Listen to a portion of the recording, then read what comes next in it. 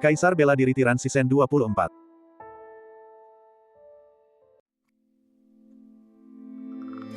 Dikepung oleh barisan pasukan dan diserang dari kedua sisi.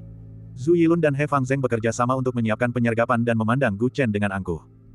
Semuanya berada di bawah kendali mereka. Selama mereka membunuh Taois yang baru dipromosikan ini, tidak akan ada yang tahu bahwa hilangnya Jiang Yi terkait dengan mereka. Apakah ini seluruh jebakanmu? Gu Chen memandang pancaran cahaya formasi yang menyebar ke segala arah. Ekspresi wajahnya yang tidak menyenangkan tiba-tiba menghilang dan digantikan oleh seringai. Sepertinya aku terlalu overestimatedmu. Dengan tangan di belakang punggung, dia dengan tenang mondar-mandir di sekitar arena. Hari itu di Menara Cuyun, meskipun saya atasanmu, reaksimu agak berlebihan. Saya sudah curiga padamu sejak saat itu. Gu Chen menatap Zhu Yilun dan berkata dengan acuh tak acuh. Oh, kamu sepintar itu, bagaimana mungkin aku bereaksi berlebihan? Zhu Yilun merasa geli, Chen Gu ini hanyalah seekor kura-kura dalam toples. Bagaimana mungkin dia bisa begitu tenang? Kau terlalu kasar pada Ling Xiaoxiao dan emosimu terlalu berubah-ubah. Sepertinya kau tidak marah karena dia menyinggungku. Sebaliknya, kau bingung karena sesuatu yang tak terduga terjadi. Kalau aku tidak salah, hari itu ketika aku memintamu untuk mengenalkanku pada He Fangzheng, kau sudah membahas secara rahasia bagaimana cara menangani masalah ini, kan? He Fangzheng dan Zhu Yilun terkejut ketika mendengar ini. Gu Chen telah menebak dengan benar. Pengadilan surgawi mengirimkan beberapa kelompok pembunuh untuk menyelidiki hilangnya Jiang Yi, tetapi mereka kembali dengan tangan kosong. Apakah ini karena campur tanganmu? Begitu banyak kelompok pembunuh bayaran tidak menemukan petunjuk apapun, tetapi kau menemukan petunjuk tepat saat aku tiba. Terlebih lagi, petunjuk itu jelas mengarah pada Raja Iblis Sun Jinming. Apa kau benar-benar berpikir aku tidak memiliki keraguan? Gu Chen mengungkapkan rencana mereka secara rinci, menyebabkan wajah mereka serentak berubah serius. Yang paling lucu adalah kau menggunakan pagoda dunia bawah 7 lubang untuk memancingku ke sini malam ini. Artefak ini sama sekali tidak ada di tanganmu. Apa yang kau tunjukkan padaku jelas palsu. Setelah Gu Chen selesai berbicara, keduanya tampak sangat gugup. Rasa percaya diri mereka sebelumnya lenyap saat mereka melihat sekeliling, takut seseorang tiba-tiba muncul. Jangan khawatir, aku belum memberitahu pengadilan surgawi. Gu Chen menggoda. Namun, keduanya sama sekali tidak mempercayainya. Mereka segera memperluas indera ilahi mereka. Setelah memastikan bahwa tidak ada pembunuh dari istana surgawi yang berkeliaran, ia kembali tenang. Karena kau menyadari ada sesuatu yang salah, mengapa kau tidak memberitahu pengadilan surgawi? Mata He Fangzheng berkedip. Karena aku masih ragu, terutama karena kamu. Gu Chen menoleh ke arah He Fangzheng. Kau sama sekali tidak terlihat seperti seorang pembunuh dari istana Dewa Nether. Selain itu, tidak ada bukti jelas bahwa Zhu Yilun adalah mata-mata, jadi aku sedang menunggu waktu yang tepat. Baru setelah kau menyergap Ye Qingxuang, aku benar-benar yakin bahwa Zhu Yilun adalah mata-mata yang ditanam di istana surgawi oleh istana Dewa Nether. Gu Chen terdengar sangat dingin saat membicarakan masalah ini. Kerja sama antara Ye Qingxuang dan Jiang Yi adalah sesuatu yang tidak Anda duga, bukan? Kau mengira rencanamu sempurna, tapi kau tidak menyangka aku akan menangkapmu karena Ye Qingxuang. Demi mencegah istana surgawi mengetahui hal ini, kau terdorong ke dalam keputusasaan dan ingin menyingkirkan dia dan aku. Semua itu berkat Ye Qingxuang sehingga Gu Chen dapat melacak He Fangzheng. Masalah ini, kecuali Zhu Yilun, tidak diketahui oleh siapapun di istana surgawi. Oleh karena itu, ketika sesuatu terjadi pada Ye Qingxuang, itu sama saja dengan Zhu Yilun mengakui identitasnya sebagai mata-mata. Jiang Yi telah memberitahu Ye Qingxuang bahwa ada mata-mata di istana surgawi. Gu Chen menduga bahwa mungkin dia baru mengetahui keberadaan mata-mata itu 3 bulan yang lalu, tetapi dia tidak tahu bahwa itu adalah Zhu Yilun. Oleh karena itu, setelah datang ke Akademi Seni Bela Diri Sejati, dia jatuh ke dalam perangkap mereka. Tentu saja, pasti ada yang mencurigakan. Kedua orang ini saja tidak cukup untuk menghadapinya. Adapun cerita-cerita rahasia lainnya, dia hanya bisa mengetahuinya setelah menangkap mereka. Karena kamu sudah menebak semuanya, mengapa kamu masih berani datang sendirian? Zhu Yilun menggertakkan giginya. Sebelumnya, dia telah memarahi Gu Chen sebagai orang bodoh, tetapi sekarang dia tiba-tiba merasa bahwa dialah yang bodoh. Pihak lain sudah mengetahui seluk-beluknya, dan dia masih bertingkah canggung di depannya. Karena kalian berdua saja tidak cukup untuk membuatku gentar. Tatapan mata Gu Chen memancarkan penghinaan. Kata-katanya membuat mereka berdua marah. Bagaimana kau bisa yakin bahwa hanya kami berdua yang menyergapmu hari ini? Salah satu dari kalian adalah murid terbaik dari Akademi Seni Bela Diri Sejati, dan yang lainnya adalah mata-mata dari Istana Dewa Nether di Istana Surgawi. Tentu saja, semakin sedikit orang yang mengetahui hal ini, semakin baik. Yang terpenting, kau menyerang Ye Qingxuang, tetapi dia berhasil melarikan diri. Ini menunjukkan bahwa kau memiliki keterbatasan sumber daya manusia, dan kekuatanmu tidak begitu hebat. Kata-kata itu langsung menyebabkan keduanya meledak. Ye Qingxuang itu waspada sejak awal, dan tidak memasuki formasi pembunuh sepertimu, jadi kita gagal. Dia beruntung. Saat kami mengejarnya, seorang kultivator kebetulan lewat, jadi perhatian kami teralihkan. Ketika Gu Chen mendengar ini, dia tanpa sadar melirik ke arah formasi di sekitarnya. Menurut apa yang kau katakan, sekadar susunan saja sudah cukup untuk menjamin bahwa aku akan terbunuh. Kepercayaan diri dan ketenangannya, ditambah dengan rasa jijik yang terungkap dalam kata-katanya, membuat keduanya menjadi marah. Chenggu, berhentilah berpura-pura bahwa kamu begitu kuat. Tatapan mata Zhu Yilun tajam. Kau pikir aku tidak tahu latar belakangmu? Aku sudah bertanya-tanya kemana-mana. Kau hanyalah seorang anak kuasa Dao yang baru saja naik pangkat, jadi seberapa kuatkah dirimu? Tingkat kultivasimu tidak lebih kuat dari milikku, jadi aku cukup untuk membunuhmu. Dengan bantuan kakak He, kekuatannya sebagai nomor 1 dalam daftar naga tersembunyi adalah nyata. Membunuhmu sama seperti menyembelih anjing. He Fangzheng juga menatap Gu Chen dengan dingin. Chen Gu, mungkin kau sangat pintar dan mengira kau sudah memahami semuanya, tapi kau jelas terlalu percaya diri. Terlalu percaya diri juga merupakan kebodohan. Mengetahui ada jebakan, kau masih berani datang ke sini. Jika kau mati di sini hari ini, itu bukanlah suatu ketidakadilan. Gu Chen tersenyum tipis. Aku tidak akan mati. Aku masih ingin menangkapmu, mengulitimu, dan mencabut tendonmu untuk melihat apakah ada sesuatu yang istimewa tentangmu. Apa maksudmu? Ekspresi He Fangzheng sedikit berubah. Ketika kakak He pertama kali masuk Akademi Bela Diri Sejati, kau biasa-biasa saja, bahkan murid terbawah. Namun, hanya dalam beberapa tahun, kau terlahir kembali dan menjadi nomor 1 dalam daftar naga tersembunyi. Kalau saya tidak salah, saudara He seharusnya menjalani transplantasi organ ekstrim, kan? He Fangzheng tiba-tiba memancarkan aura pembunuh. Jiang Yi telah menyelidiki hilangnya orang-orang dengan konstitusi khusus di seluruh benua. Alasan mengapa dia mendapat masalah pasti terkait dengan transplantasi organ ekstremmu, kan? Istana Dewa Dunia Bawah mencari orang-orang dengan konstitusi khusus di seluruh benua dan mengambil organ mereka, dan saudara He adalah salah satu penerima manfaatnya. Mencuri kemampuan orang lain, berubah dari sampah menjadi jenius, dan menikmati aura kejayaan, panen tanpa menabur seperti ini terasa menyenangkan, bukan? Tatapan mata Gu Chen dipenuhi dengan rasa jijik. Diam. He Fangzheng meraung marah seperti tikus yang ekornya diinjak. Apa yang kamu ketahui? Kau tidak tahu berapa banyak yang telah kubayarkan untuk mendapatkan kekuatan ini, dan berapa banyak penderitaan yang telah kualami. Mata He Fangzheng merah dan ekspresinya tampak sangat mengerikan. Suara mendesing. Dia benar-benar merobek jubahnya, memperlihatkan bagian atas tubuhnya. Entah itu di dada, perut, atau lengannya, sebenarnya ada banyak lubang, seolah-olah dagingnya telah digali secara paksa. Pemandangan yang mengejutkan. Bab 232. Di balik penampilan tampan He Fangzheng, tubuhnya dipenuhi lubang-lubang. Gu Chen diam-diam merasa terkejut. Apa maksudmu menuai tanpa menabur? Orang-orang berbakat sepertimu tidak bisa memahami penderitaanku. Wajahnya dipenuhi niat membunuh. Kata-kata Gu Chen telah sangat meningkatkan kepercayaan dirinya. Saya sudah berlatih keras sejak kecil. Saya bekerja 10 kali lebih keras daripada orang lain. Tetapi karena saya hanya memiliki fisik biasa, sekeras apapun saya berusaha, orang-orang berbakat itu dapat dengan mudah melampaui saya. Saya adalah keturunan langsung dari keluarga He. Selama lebih dari 10 tahun, saya tidak pernah mengendur dalam pelatihan saya. Saya hanya ingin menjadi kepala keluarga yang berkualifikasi. Ketika akhirnya aku diterima di Akademi Bela Diri Sejati, kupikir kerja kerasku akhirnya membuahkan hasil. Tapi tanpa sengaja aku mendengar bahwa akademi itu hanya menerimaku karena latar belakang keluargaku. Adapun ayahku, dia tidak pernah berpikir untuk mewariskan posisi patriark kepadaku, karena bakatku hanya rata-rata. Aku sudah berusaha sebaik mungkin. Tuan-tuan muda lainnya hanya berlatih selama 2 jam sehari, tetapi aku berlatih selama 20 jam. Aku menghabiskan seluruh waktuku untuk berlatih, tapi aku masih berada di peringkat terbawah Akademi Bela Diri Sejati. Beraninya kau mengatakan bahwa aku menuai tanpa menabur. Dia berkata dengan marah. Reaksi kerasnya mengejutkan tidak hanya Gu Chen, tetapi juga Zhu Yilun yang tak kuasa mengerutkan kening. Saudara He, tidak perlu banyak bicara dengan orang ini. Mari kita singkirkan dia dulu. Diam. Dia menegur dengan marah. Zhu Yilun langsung berhenti berbicara. Ketika masa depanku tampak suram dan aku terpaksa keluar dari Akademi Bela Diri Sejati, orang itulah yang memberiku harapan.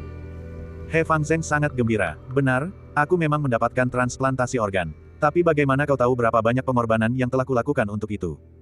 Setelah dia selesai berbicara, banyak lubang di tubuhnya tiba-tiba mengeluarkan suara merdu seperti seruling. Gemuruh. Gelombang suara menyebabkan udara beriak dan debu beterbangan di lembah. Organ yang kutransplantasikan disebut tulang suara. Kemampuan magisnya adalah memancarkan gelombang suara. Tidak hanya dapat memengaruhi tubuh musuh, tetapi juga dapat memengaruhi jiwa mereka. Tatapan mata Gu Chen dipenuhi kewaspadaan. Gelombang suara tidak terlihat dan paling sulit untuk ditangkis. Fisik istimewa seperti ini tidak mudah dihadapi. Orang itu berjanji akan mengubah takdirku dan mencangkokkan tulang suaraku, tetapi syaratnya adalah aku harus menjadi putra kurban istana Dewa Nether dan menerima semua pengaturannya. Ketika He Fangzheng mengatakan itu, suaranya bergetar seolah-olah dia teringat akan sebuah kenangan mengerikan. Pengorbanan. Mata Gu Chen menyipit. Hingga saat ini, dia telah mengumpulkan banyak informasi tentang istana Dewa Dunia Bawah, tetapi ini adalah pertama kalinya dia mendengar tentang keberadaan putra pengorbanan.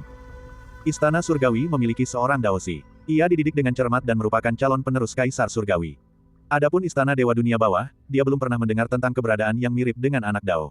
Apakah putra kurban ini sama dengan anak Dao? Saudara He, kita tidak boleh membiarkan orang luar tahu tentang ini.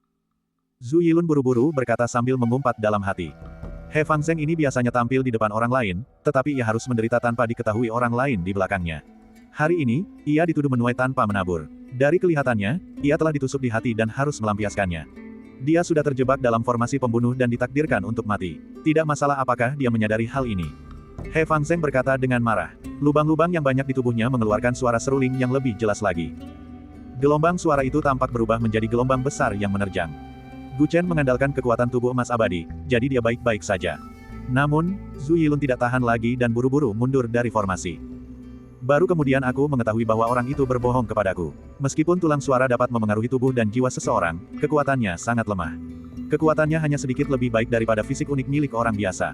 Dia mengatakan kepada saya bahwa selama saya mendengarkannya dan mengubah tubuh saya menjadi alat musik, saya akan mampu membuat Soundbone melepaskan kekuatan fisik kelas 1. Mungkinkah? Gu Chen tersentak. Ia tiba-tiba mengerti dari mana lubang-lubang di tubuh He Fangzheng berasal.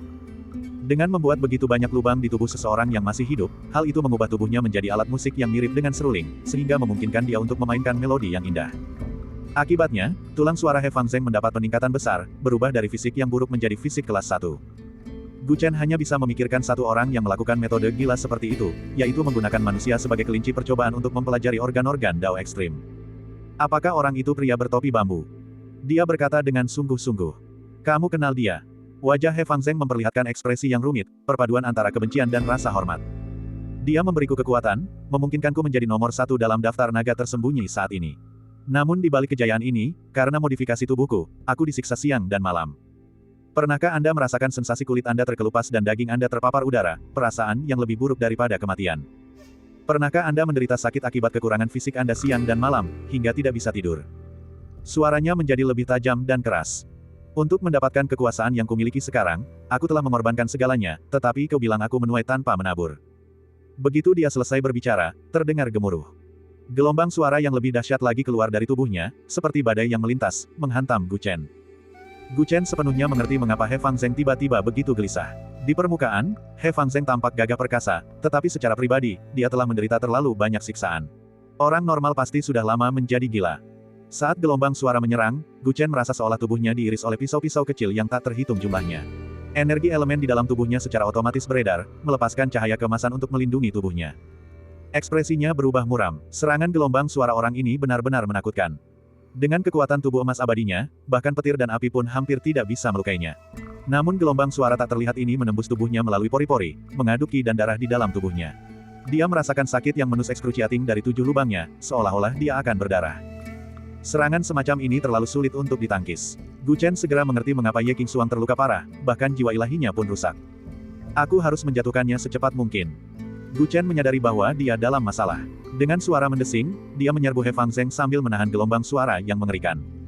Orang itu malah maju, bukan mundur, di bawah gelombang suara mematikan milik saudara He. Zhu Yilun, yang telah lama mundur keluar formasi arai, terkejut. Semakin dekat serangan gelombang suara He Fangzheng, semakin besar kerusakan yang dideritanya. Jika itu dia, yang mengalami benturan langsung saat mengamuk seperti ini, tidak akan aneh jika tubuhnya hancur menjadi bubur berdarah. Namun Chen Gu tampaknya tidak terlalu terpengaruh. Informasinya salah. Bukankah mereka mengatakan bahwa Chen Gu ini hanya menjadi kuasa Daozi karena jasa baiknya, dan bahwa dia tidak memiliki fisik yang istimewa? Ia terkejut dalam hatinya. Untuk bisa melawan arus gelombang suara mematikan, fisiknya pasti luar biasa kuat. Zhu Yilun sama sekali tidak menyangka bahwa informasi yang dia kumpulkan sudah usang. Perkiraannya tentang kekuatan Gu Chen salah sejak awal. Anda. He Fangzheng melihat Gu Chen terbang ke arahnya, dan matanya memancarkan cahaya yang kejam. Dia menggenggam udara dengan kedua tangannya, dan lubang-lubang hitam di tubuhnya seketika berubah menjadi pusaran yang melahap. Penculikan jiwa dan pemusnahan jiwa, pembantaian surgawi 7 suara. Bab 233. Bo. Suara mematikan itu meledak, dan gelombang udara tak terlihat menerjang ke arah Gu Chen, menerbangkan rambut hitamnya dengan liar dan membuatnya mundur. Aku tahu, aku. Lubang-lubang di tubuh He Fangzheng terus-menerus memancarkan suara ilahi, berpadu dengan melodi kuno. Membunuh 7 suara surga, membunuh orang dengan ritme, merasuk. Gu Chen merasa seolah-olah sebuah lonceng besar berdering di telinganya, menyebabkan sakit kepala yang hebat. Sementara itu, gelombang suara meresap ke dalam tubuhnya, secara tak terduga memengaruhi bahkan organ dalamnya, menghasilkan resonansi dengannya. Semuanya bergetar, mengguncangnya hingga ia hampir mengalami cedera internal. Gu Chen langsung mengaktifkan armor sisik bintang. Seluruh tubuhnya tertutupi sisik emas gelap, dan barulah ia sedikit mampu menahan serangan suara mematikan itu. Kekuatan mentalnya cukup kuat untuk mencapai tahap akhir nirvana. Meskipun suara yang mematikan itu masih terdengar, hal itu tidak terlalu merusak jiwanya. Ledakan. Dia kembali melawan arus, dan dengan satu gerakan telapak tangan, bulan perak perlahan muncul dari telapak tangannya. He Fangzheng tidak gentar. Dengan gerakan kaki yang aneh, dia maju, mengepalkan tinju, dan benar-benar memilih untuk bertarung jarak dekat dengan Gu Chen. Jeritan. Dia meninju, dan sebelum cahaya tinju tiba, terdengar suara siulan terlebih dahulu, seolah-olah iblis sedang menari, dan gelombang suara yang menakutkan itu berubah menjadi kekuatan getaran. Deng! Deng! Deng! Sebelum Gu Chen sempat membalas serangan dengan tinjunya, dia terlebih dahulu didorong mundur oleh gelombang suara, dan jurus tinjunya menjadi berantakan. Dan He Fangzheng terus-menerus meninju, dan setiap kali dia meninju, lubang-lubang di tubuhnya akan mengeluarkan berbagai macam suara, menghasilkan berbagai macam gelombang suara yang mematikan dan menghancurkan jiwa, sehingga mustahil bagi Gu Chen untuk mendekat. Chen Gu, ini adalah jurus tinju suara mematikan ciptaanku sendiri, kombinasi sempurna antara seni tinju dan ritme. Aku bisa melihat bahwa tubuhmu luar biasa, tetapi sekuat apapun tubuhmu, di bawah jurus suara mematikan, kau tidak akan bisa menyentuhku sama sekali. Kau pasti akan kalah. He Fangzheng meninju dengan membabi buta, dan seperti yang dia katakan, setiap gerakannya akan menyebabkan lubang-lubang di tubuhnya mengeluarkan suara aneh, sehingga memicu suara pembunuhan yang mengerikan. Gelombang suara dan teknik tinju sepenuhnya menyatu. Selain itu, kultivasinya telah mencapai tahap akhir alam nirvana. Betapapun dahsyatnya kekuatan tubuh emas abadi Gu Chen, bahkan seorang ibu rumah tangga yang cerdas pun tidak akan bisa memasak makanan tanpa nasi. Sebaliknya, di bawah serangan itu, baik jiwa ilahinya maupun tubuh fisiknya berada di bawah tekanan secara bersamaan. Gelombang suara itu mengganggunya hingga ia tidak bisa berpikir sama sekali, dan ia bingung harus berbuat apa. Seperti yang diharapkan dari ahli nomor 1 di peringkat naga tersembunyi. Jika aku tidak mengembangkan tubuh emas abadi, organ dalamku pasti sudah hancur berkeping-keping oleh tinju pembunuh ritme ini. Gu Chen menyadari betapa kuatnya lawannya. Jurus Red Killing Fish ciptaannya sendiri bisa dibilang luar biasa. Jurus itu menggabungkan kemampuan tulang suaranya dengan sempurna. Aku adalah aku adalah aku. Teknik pergerakannya berubah, dan dia menjauhkan diri dari mereka sebelum mengatur ulang posisinya. Huff. Namun, He Fangzheng melayangkan pukulan ke arahnya. Bum bum bum. Gelombang suara yang mengerikan menyebar dan langsung menembus formasi mantra, menyebabkan dinding gunung di kejauhan penyok dengan dahsyat. Saudara He, segera aktifkan formasi pembunuhan, jangan buang waktu untuknya. Zhu Yilun mundur sedikit lebih jauh dan berkata dengan takut. Jurus tinju pembunuh ritme milik He Fangzheng sangat kuat, dan sulit bagi orang biasa untuk melawannya. Namun, jurus ini juga memiliki kelemahan, yaitu sulit untuk mengendalikan jangkauannya. Oleh karena itu, begitu dia bertikai dengan orang lain, orang-orangnya sendiri mungkin juga akan terlibat, dan akan sulit baginya untuk bergabung dengan pihak lain. Melihat bahwa Gu Chen benar-benar mampu menahan jurus pembunuh ritme, He Fangzheng tahu bahwa kekuatan lawannya lebih besar dari yang dia duga. Karena itu, dia hanya ingin menggunakan formasi mantra untuk melenyapkannya secepat mungkin. Huff, bahkan tanpa formasi sihir, aku masih mudah membunuhnya. He Fangzheng sudah lama marah dengan ucapan Gu Chen sebelumnya. Dia mengepalkan tinjunya dan bersiul berulang kali. Gu Chen berulang kali menghindar dan mencoba menerobos maju. Namun, begitu dia mendekat, lawannya mengangkat tinjunya, dan suara iblis menyerbu otaknya. Gelombang suara menyebar, dan dia tidak bisa mendekat lagi. Selain itu, He Fangzheng tampak dalam kondisi yang lebih baik saat bertarung. Gelombang suara dari tubuhnya semakin keras, seperti lantunan doa para dewa dan Buddha, tetapi juga seperti lagu pertempuran kuno yang penuh semangat. Dalam keadaan seperti itu, bahkan armor sisik astral pun hampir tidak mampu menahan serangan tersebut. Gelombang suara menyebar ke seluruh tubuhnya, dan jantung Gu Chen tiba-tiba berdetak lebih cepat. Limpa, paru-paru, ginjal, dan banyak organ lainnya juga terpengaruh oleh gelombang suara, dan bergetar seolah-olah akan melompat keluar dari tubuhnya. Gu Chen merasakan tekanan yang sangat besar. He Fangzheng ini bahkan lebih menakutkan daripada Cui Zheng, yang memiliki tubuh naga gajah. Dia tidak hanya lebih kuat, tetapi seni ilahinya juga lebih aneh. Namun, hal ini memicu semangat kompetitifnya. Dia melakukan jurus langkah bintang dan bulan dan terus-menerus mengubah posisinya dengan kecepatan ekstrim. Dia berubah menjadi puluhan bayangan dan menyerang He Fangzheng dengan membabi buta dari segala arah. Salah satu tinjunya menggenggam matahari, tinju lainnya menggenggam bulan, dan tubuhnya memancarkan cahaya tanpa batas. Keganasan serangannya mengguncang seluruh formasi mantra hingga hampir runtuh. Ekspresi Zhu Yilun berubah berkali-kali. Dia menggertakkan giginya dan meraih bendera formasi, siap mengaktifkan formasi pembunuh untuk membunuh Gu Chen begitu He Fangzheng mundur. Orang ini tidak boleh dibiarkan hidup. Jika bukan karena He Fangzheng, Zhu Yilun pasti tidak akan mampu menandinginya. Percuma saja, kecuali tinjumu lebih cepat dari kecepatan suara, kau tidak akan bisa mendekatiku. Tinju He Fangzheng melesat, dan aura di sekitarnya menjadi kacau. Gelombang suara yang tak berujung itu seperti jaring laba-laba, dan pertahanannya sangat kuat. Gu Chen berulang kali maju, tetapi dia dipaksa mundur lagi dan lagi. Suara mendesing.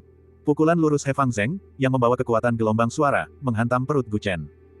Gedebuk-gedebuk. Gu Chen mundur lebih dari 10 langkah dan memuntahkan seteguk darah. Gelombang suara itu melukai paru-parunya, dan pikirannya terus berdengung tanpa henti. Dia tidak bisa memikirkan cara yang lebih efektif untuk menyerang.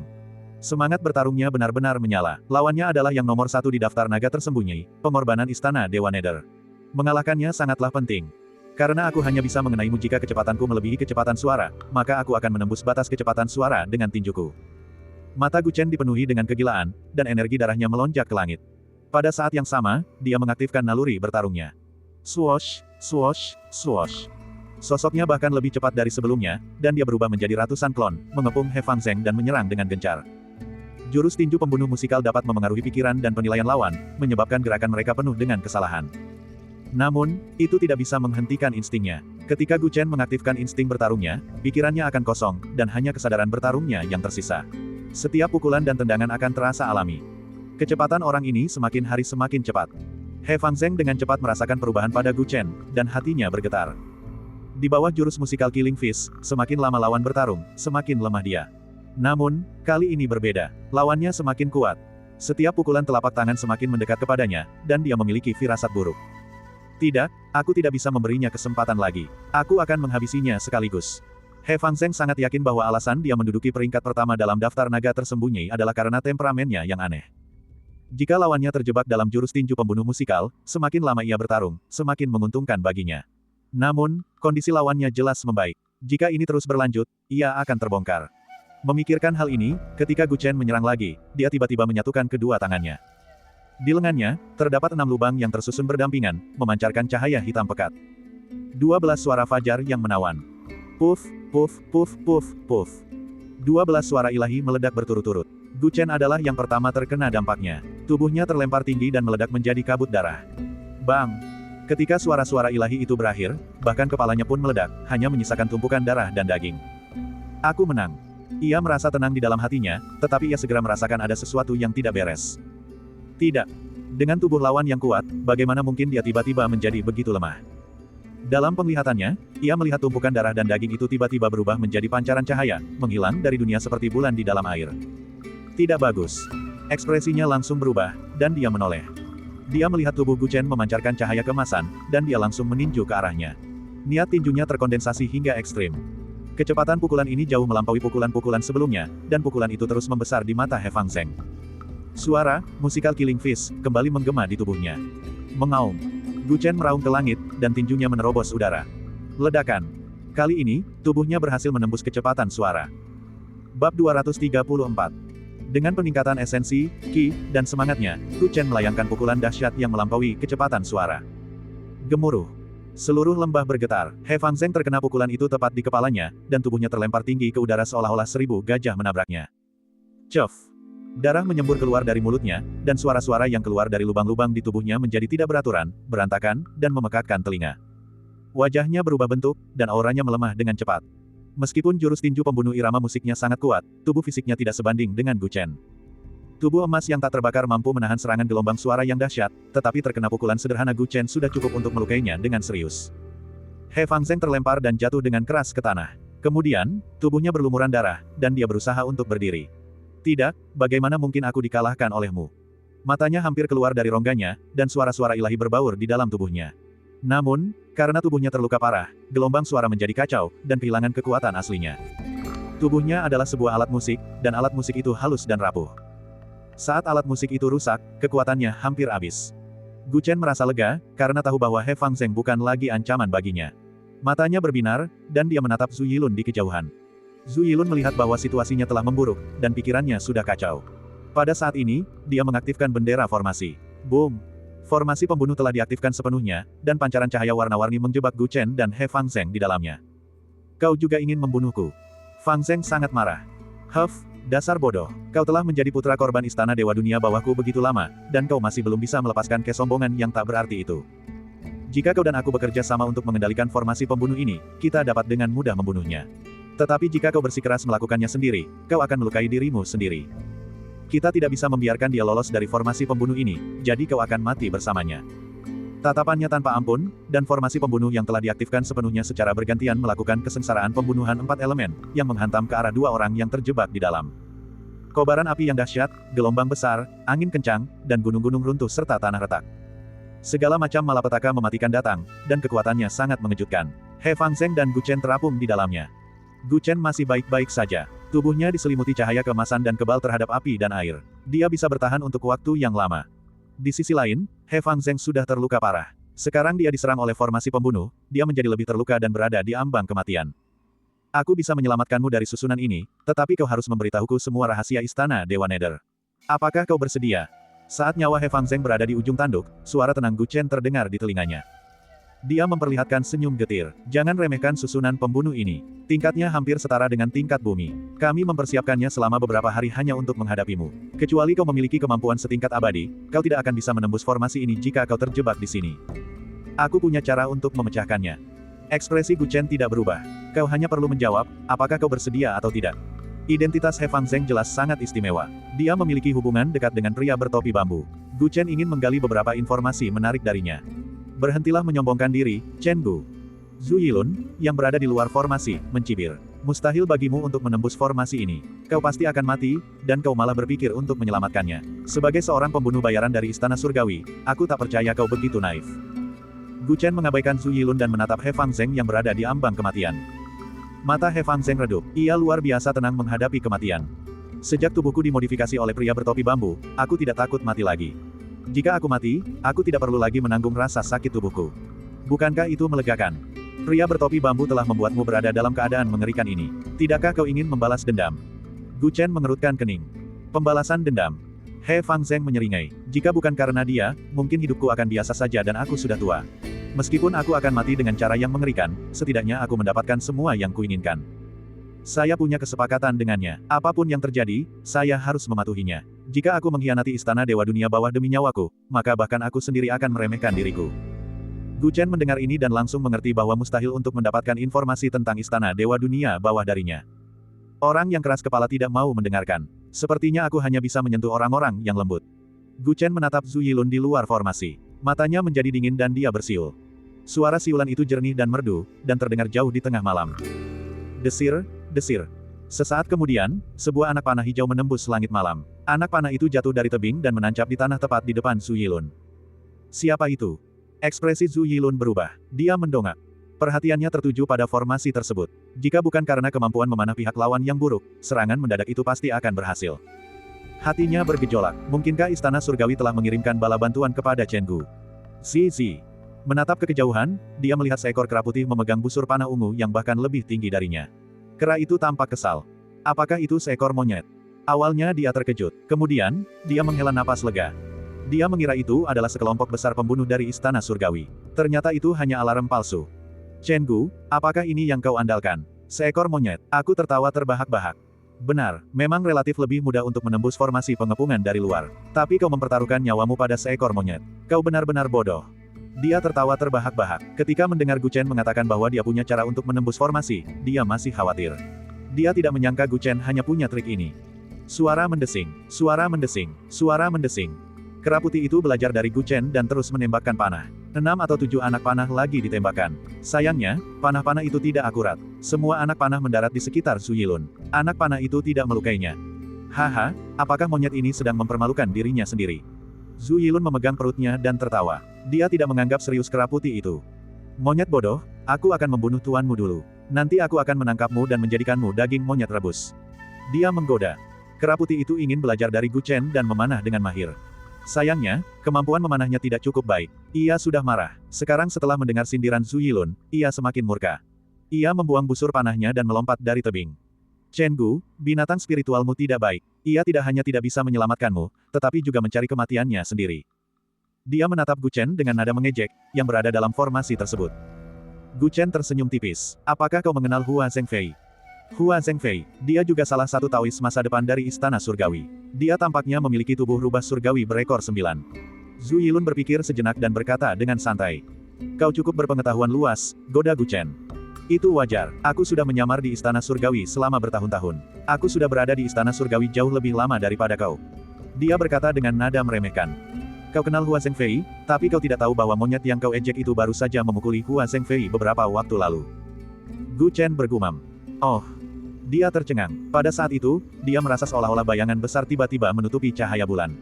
Dia tidak bisa menahan diri untuk tidak mendongak. Monyet yang melompat dari tebing itu telah menghilang. Raungan yang memekakkan telinga menggema di telinganya, dan apa yang dilihatnya adalah kaki raksasa yang menutupi langit dan bumi. Bab 235. Gemuruh. Bumi berguncang dan gunung-gunung bergetar. Pasir dan batu beterbangan kemana-mana. Sebuah kaki besar langsung menginjak Zhu Yilun hingga jatuh ke tanah. Tidak diketahui apakah dia masih hidup atau sudah meninggal. Selamat tinggal. Pak, tangan kera raksasa yang tertutup bulu putih itu mendorong ke depan.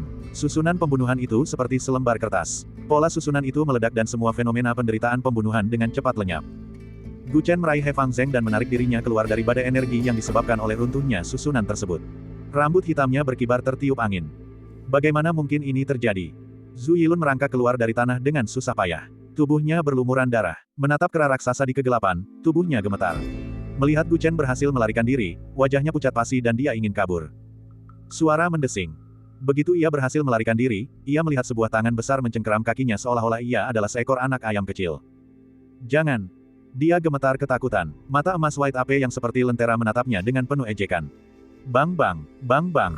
Setelah itu, Zhu Yilun mengalami 20 tarikan napas terpanjang dalam hidupnya. Seluruh tubuhnya seperti mainan, dilempar-lempar dan diinjak-injak oleh kera raksasa itu. Setelah semua itu berakhir, dia terbaring di tanah dengan air mata mengalir di wajahnya. Dia tidak bisa bergerak, meragukan hidupnya. Gu Chen mendarat di depannya, melemparkan He Fangzheng ke sisinya, lalu duduk di tanah. Sekarang, mari kita bicara baik-baik. Dia berkata dengan acuh tak acuh, siapapun di antara kalian yang lebih kooperatif, akan kubiarkan hidup lebih lama. He Fangzheng sudah kehabisan napas. Mendengar itu, dia mencibir. Zhu Yilun seolah melihat secercah harapan. Matanya tiba-tiba berbinar. Di mana Jiang Yich? Apakah dia sudah meninggal? Gu Chen langsung ke intinya. He Fangzheng terdiam ketika mendengar itu. Ekspresinya tidak berubah. Ekspresi Zhu Yilun jelas terguncang, tetapi dia tidak langsung berbicara. Melihat ini, Gu Chen berkata, "Kera putih." Kera putih segera mengerti maksudnya. Ia mengangkat kakinya yang besar dan melayang di atas He Fangzheng. "Apakah kamu akan bicara atau tidak?" Dia menatap He Fangzheng dengan dingin. He Fangzheng tidak takut mati. "Lakukanlah." Gu Chen langsung tersenyum. Matanya dingin. "Baiklah." Kaki kera putih itu hendak mendarat dengan keras di tanah, tetapi tepat sebelum mendarat, tubuhnya tiba-tiba berubah menjadi seberkas cahaya dan kembali ke ukuran normalnya. "Apa?" Gu Chen memandang kera putih itu dengan bingung. Dia benar-benar berencana membunuh He Fangzheng dan menggunakannya sebagai peringatan bagi orang lain. Dengan cara ini, Zhu Yilun tentu saja tidak berani mengambil risiko apapun. Kera putih itu menyeringai dan mengeluarkan pohon kecil berwarna pelangi dengan lambaian tangannya. Ia mencengkeram pohon itu dan menunjuk ke arah He Fangzheng. Seberkas cahaya berwarna pelangi menyapu dan menyelimutinya. Tubuh He Fangzheng layu dengan kecepatan yang terlihat oleh mata telanjang. Untaian rambut hitam berubah menjadi rambut putih, dan sari kehidupan mengalir keluar dari lubang-lubang di tubuhnya, yang diserap oleh pohon pelangi. Metode pembunuhan ini sangat kejam. He Fangzheng menunjukkan ekspresi kesakitan saat matanya dengan cepat meredup. Gu Chen menatapnya dan merasakan sedikit rasa simpati di hatinya. He Fangzheng telah mengambil jalan yang salah semata-mata karena mengejar kekuatan. Itu adalah sesuatu yang patut dikasihani. Untuk mendapatkan kekuasaan, dia sudah banyak mengalami penyiksaan. Dia tidak menyangka akan menderita lagi sebelum meninggal. Namun, jejak simpati ini dengan cepat dipadamkan oleh Lin Ming. Karena dia telah memilih jalannya sendiri, dia harus merasakan konsekuensi dari tindakannya sendiri. Saat menghadapi mereka dari Istana Dewa Dunia Bawah, dia adalah seorang pembunuh, dia tidak bisa menunjukkan sedikit pun belas kasihan. Hanya dengan bersikap lebih kejam dan bengis daripada lawannya, dia bisa mengalahkan mereka. Bang! Di bawah pancaran energi kehidupan pohon berwarna pelangi, tubuh He Fangzheng berubah menjadi debu. Kemudian, tulang sebening kristal terbang keluar. Benda itu tersedot oleh cahaya berwarna pelangi dan mengeluarkan suara gemerincing. Inilah organ Dao ekstrim yang telah ditransplantasikan oleh He Fangzheng, tulang suara. Zizizi. Dalam cahaya berwarna pelangi, bahkan tulang suara pun larut, berubah menjadi aliran udara yang terserap ke dalam pohon berwarna pelangi. Kemudian, sesuatu yang aneh terjadi. Hanya dalam sekejap mata, di ujung pohon berwarna pelangi, sebuah buah yang dipenuhi riak terbentuk. Bentuknya agak mirip lonceng kecil, dan saat angin bertiup, ia mengeluarkan melodi yang indah. Pohon ini sungguh luar biasa. Gu Chen menarik napas dalam-dalam. Pohon berwarna pelangi ini dicuri oleh kera putih dari lembah dewa terpencil. Pohon ini benar-benar misterius dan mendalam, bahkan mampu menyerap kekuatan organ Dao ekstrim untuk digunakannya sendiri. Chen Daois Semu, ampuni aku. Tolong jangan ganggu aku. Selama Anda mengizinkan saya pergi, saya akan berusaha sebaik mungkin untuk bekerja sama dengan Anda.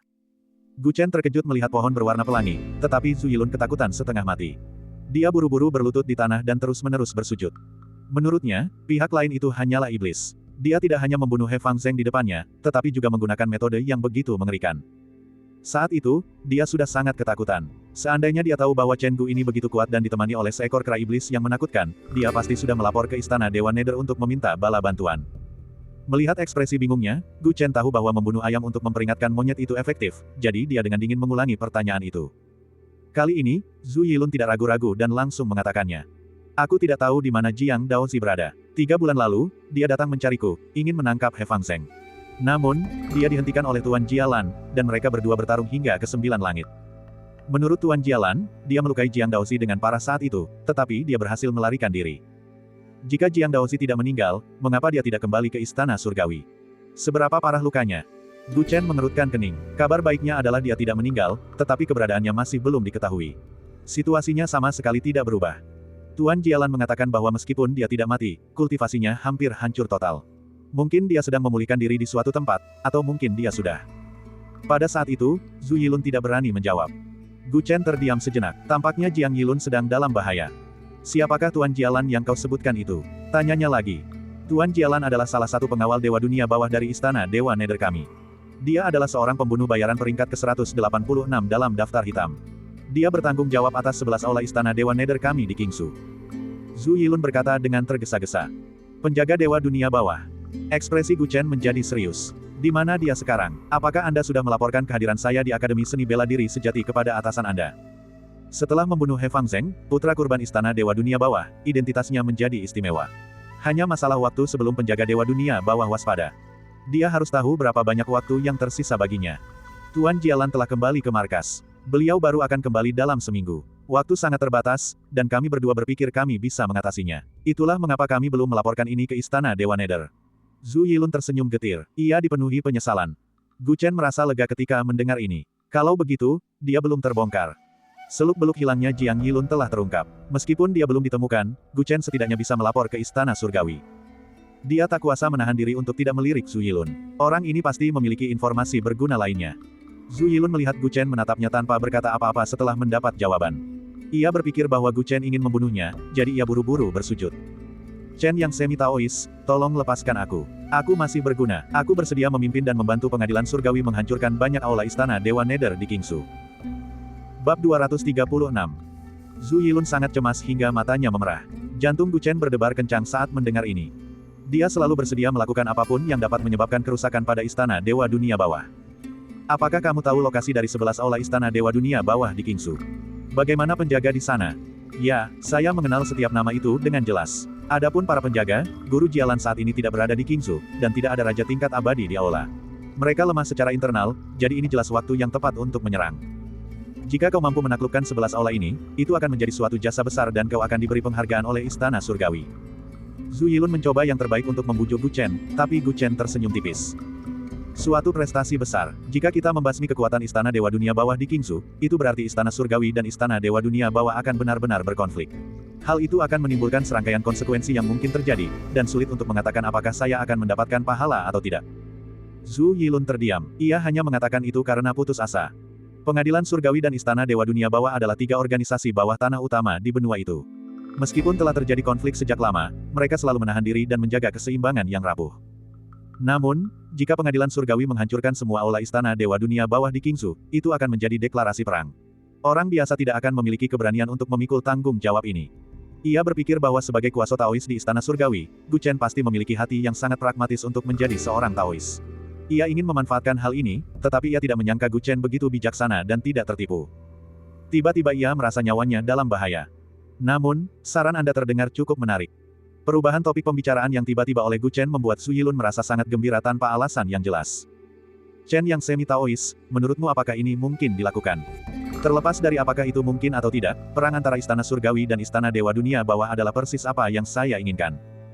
Gu Chen tersenyum dingin. Alasan mengapa dia bergabung dengan Istana Surgawi adalah untuk menggunakan kekuatan Istana Surgawi untuk menyerang Istana Dewa Dunia Bawah, dan ini adalah kesempatan.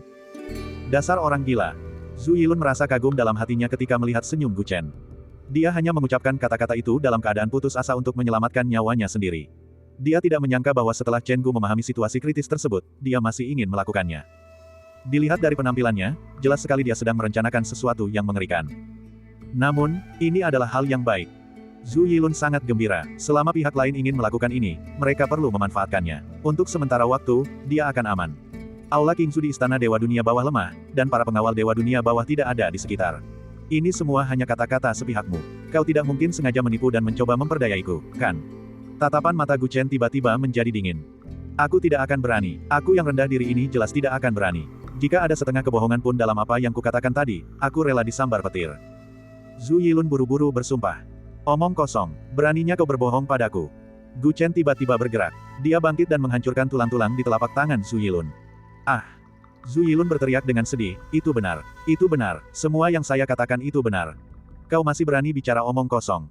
Gu Chen menginjak-injak Zhu Yilun tanpa ampun satu demi satu. Dia menghancurkan tangan dan kaki Zhu Yilun, bahkan menghancurkan kaki ketiganya.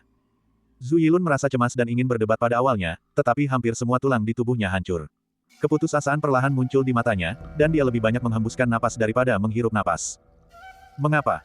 Dia tergagap dan akhirnya menyadari bahwa bukan Gu Chen yang tidak mempercayainya. Sebaliknya, Gu Chen ingin dia mati. Seorang mata-mata mengkhianati istana surgawi, dan sekarang kau ingin mengkhianati istana Dewa Dunia Bawah. Apakah kau pikir aku akan mempercayai kata-katamu? Gu Chen mencibir. Jika kau membunuhku, kau tidak akan bisa mengetahui lokasi dari 11 aula tersebut. Dia kesulitan berbicara. Apakah kamu masih hidup? Gu Chen melangkah maju dan mencengkeram kerah bajunya. Wajah mereka sangat dekat, dan sesaat kemudian, dua pancaran cahaya ungu menyembur keluar dari mata Gu Chen. Kau menjijikkan. Tidak. Zhu Yilun memahami niat Gu Chen dan mencoba bunuh diri, tetapi sudah terlambat. Di bawah tatapan mata ungu itu, matanya menjadi linglung. Gu Chen membutuhkan informasi dari Aula Qingzu di Istana Dewa Dunia Bawah, tetapi dia sama sekali tidak bisa mempercayai Zhu Yilun. Karena itu, dia sengaja berpura-pura tidak mempercayainya dan menyerang tanpa ampun, menyebabkan Zhu Yilun menderita rasa sakit fisik yang luar biasa. Di bawah siksaan yang mengerikan, kemauan spiritual pihak lain sangat terkikis. Pada saat ini, ilusi pupil polaritas ungu dapat digunakan dengan sempurna. Gu Chen telah memperdaya Zhu Yilun, yang sedang sekarat, dan membuatnya mengakui semua informasi tentang Aula Qingzu dalam keadaan linglung. Apa yang dikatakannya sama seperti sebelumnya, dan tidak ada jalan keluar. Baru kemudian Gu Chen merasa tenang. Cahaya ungu di mata Gu Chen menghilang hanya setelah dia memastikan lokasi dari 11 aula dan tingkat keamanan yang dimilikinya. Zhu Yilun yang malang pun menghembuskan napas terakhirnya. Gu Chen menjarah cincin penyimpanan yang ditinggalkan oleh Zhu Yilun dan He Fangzheng, lalu dengan santai membakar tubuh mereka hingga menjadi abu. Semua jejak lembah itu telah dihapus olehnya, seolah-olah tidak pernah terjadi apapun. Mari kita kembali ke Istana Surgawi. Gu Chen membawa kera putih dan bergegas ke alam gaib terdekat dari Istana Surgawi. Itulah intisari dari apa yang terjadi. Di dalam kolam informasi, melalui jaringan langit, gambar-gambar muncul di kehampaan, dan sosok Dewa Pembunuh Kilin Hijau pun muncul. Gu Chen baru saja memberitahukan hasil penyelidikannya kepada Istana Surgawi, dan misinya dianggap telah selesai. Dewa Pembunuh Kilin Hijau mendengarkan dan terdiam sejenak. Jadi, kemungkinan besar Jiang Yi sudah meninggal. Gu Chen mengangguk. Aku mengerti. Kau telah bekerja keras kali ini. Aku akan menyampaikan hasil penyelidikan ini kepada Kaisar Langit Tua. Dewa Pembunuh Kilin Hijau berkata demikian dan hendak mengakhiri percakapan. Senior. Tepat saat itu, Gu Chen tiba-tiba meninggikan suaranya. Apakah ada hal lain? Tanya Dewa Pembunuh Kilin Hijau dengan tenang. Sekarang sudah ada bukti jelas bahwa Istana Dewa Dunia Bawah menyerang Taois dari Istana Surgawi. Ini adalah penghinaan besar. Sang Taois adalah pewaris tahta Kaisar Langit di masa depan, dan sekarang nasibnya tidak diketahui. Jika Istana Surgawi tidak melakukan apapun, akan sulit untuk meyakinkan publik. Gu Chen mengucapkan kata-kata yang telah ia persiapkan. Mata Dewa Pembunuh Kilin Hijau memancarkan cahaya aneh. Oh, lalu menurutmu apa yang sebaiknya kita lakukan? Gu Chen menarik napas dalam-dalam dan menangkupkan tinjunya. Aku bersedia mengikuti perintahmu. Aku akan memimpin para pembunuh dari Istana Surgawi untuk menghancurkan semua aula Istana Dewa Dunia Bawah di Qingzu sebagai peringatan bagi orang lain, dan meningkatkan prestise Istana Surgawi. Dewa Pembunuh Kilin Hijau menyipitkan matanya. Apakah kau tahu apa artinya itu? Keseimbangan antara tiga kekuatan gelap mungkin akan terganggu karena ini. Kali ini, berbeda dengan serangan terhadap Paviliun Penciptaan Dewa. Lagi pula, Paviliun Penciptaan Dewa tidak dikenal oleh orang luar. Jika hancur, biarlah begitu. Istana Dewa Dunia Bawah telah memilih untuk menderita dalam diam. Namun, jika semua aula di Qingzu dicabut kali ini, itu sama saja dengan menamparkan Dewa Dunia Bawah di depan semua kekuatan di benua ini. Mustahil bagi Istana Dewa Dunia Bawah untuk tidak bereaksi. Dua kekuatan gelap di benua ini sedang bertuaring, dan ini dapat menyebabkan serangkaian konsekuensi yang mengerikan. Saya sudah bertanggung jawab kali lalu, tapi siapa yang akan bertanggung jawab kali ini? Gu Chen menarik napas dalam-dalam, dan nadanya tegas dan penuh percaya diri. Aku bersedia menanggung semua konsekuensinya. Bab 237. Gu Chen tahu bahwa ini adalah kesempatan sekali seumur hidup untuk melancarkan perang salib melawan Istana Dewa Dunia Bawah. Kekuatan fisiknya lemah, dan dia masih muda. Jika dia ingin melawan raksasa seperti Istana Dewa Dunia Bawah, siapa yang tahu berapa lama dia harus menunggu. Hanya dengan bantuan pengadilan surgawi, sebuah kekuatan super yang mampu menandingi Istana Dewa Dunia Bawah, ia dapat berharap untuk segera membalas dendam. Kali ini, Taois dari Istana Surgawi diserang, dan nyawanya terancam. Istana Surgawi sudah memiliki alasan untuk berperang. Dia tidak boleh membiarkannya begitu saja. Bahkan jika dia harus berdiri di tengah-tengah perjuangan untuk ini. Dewa Pembunuh Kilin Hijau melihat bahwa nada bicara Gu Chen tegas. Aku mengerti, kau tunggu di dahan. Aku akan melaporkan masalah ini kepada Tirk Surgawi yang tua. Mengenai pilihan yang akan diambil oleh Tirk Surgawi yang tua itu, saya tidak bisa menjaminnya. Senior, saya harap Anda dapat memanfaatkan waktu ini sebaik-baiknya. Kesempatan seperti ini tidak akan datang lagi. Gu Chen mengingatkan. Menurut Zhu Yilun, pasukan pengawal Dewa Dunia Bawah Provinsi Azure baru akan kembali dalam seminggu. Ini adalah waktu yang tepat untuk bertindak. Namun, dia dan He Fangzheng sudah meninggal. Untuk mencegah orang lain menyadari sesuatu yang tidak biasa, lebih baik bertindak sesegera mungkin. Aku mengerti, Nak. Dewa Pembunuh Green Kilin menggelengkan kepalanya tanpa daya. Dia adalah dewa pembunuh, tetapi mengapa dia merasa bahwa anak ini tidak terlalu menghormatinya? Jaring surgawi telah putus, dan bayangan di kehampaan menghilang. Dewa Pembunuh Kilin Hijau telah pergi ke kedalaman Istana Surga. Gu Chen tetap berada di kantor cabang menunggu kabar, merasa sedikit gugup. Kali ini, keputusan Celestial Tirk mencerminkan sikap pengadilan surgawi terhadap Istana Dewa Dunia Bawah. Jika ini terjadi, dan Istana Surgawi masih tidak berniat untuk membalas dendam terhadap Istana Dewa Dunia Bawah, maka tidak ada alasan baginya untuk terus tinggal di Istana Surgawi. Karena kekuatan seperti itu jelas tidak akan membantunya dalam balas dendamnya. Sebaliknya, itu mungkin malah menjadi penghalang. Jauh di dalam Istana Surga. Karena berita terbaru dari Taois Jiang Yich, Sang Tej Surgawi Tua dan keempat Dewa Pembunuh telah berkumpul bersama. Sungguh keterlaluan, orang-orang dari Istana Dewa Dunia Bawah berani menyerang Taois dari Istana Surgawi. Killing God Rose, yang dijuluki Blood Red Rose, memiliki tatapan membunuh di matanya. Kakinya yang ramping dan seputih salju membentur meja, dan dia diliputi amarah. Saya sarankan untuk mengeluarkan perintah pengejaran Dao Surgawi untuk menangkap penjaga Dewa Dunia Bawah Jialan. Pada saat yang sama, kita harus membunuh setidaknya 5 imam agung dari Istana Dewa Dunia Bawah. Hanya dengan begitu kita dapat memulihkan reputasi Istana Surgawi. Rose, kamu selalu mudah marah dan tidak berpikir dulu sebelum bertindak. Duduk berhadapan dengan Dewa Pembunuh Mawar, Dewa Pembunuh wanita lainnya menggelengkan kepalanya. Dia mengenakan topeng burung merah tua, dan gelarnya adalah Phoenix Api. Dia adalah Dewa Pembunuh burung merah tua, yang sama terkenalnya dengan Mawar Darah. Burung Vermilion, apakah kamu tidak marah? Kaulah yang merekomendasikan Jiang Yich ke Istana Surgawi, kan? Sekarang dia telah terbunuh, bukankah kau ingin bertindak? Dewa Pembunuh, kata Rosette dengan terkejut. Dewa Pembunuh burung merah menggelengkan kepalanya. Pertama, aku rasa dengan kecerdasan Yige, dia tidak akan mati begitu saja. Kedua, kau dan aku berada di posisi tinggi. Segala sesuatu yang kita lakukan dapat memengaruhi pengadilan surgawi, atau bahkan seluruh benua. Bagaimana mungkin kita bertindak gegabah? Dewa Pembunuh burung merah menyala berdiri dan menatap Tirk Surgawi tua yang duduk di kursi utama.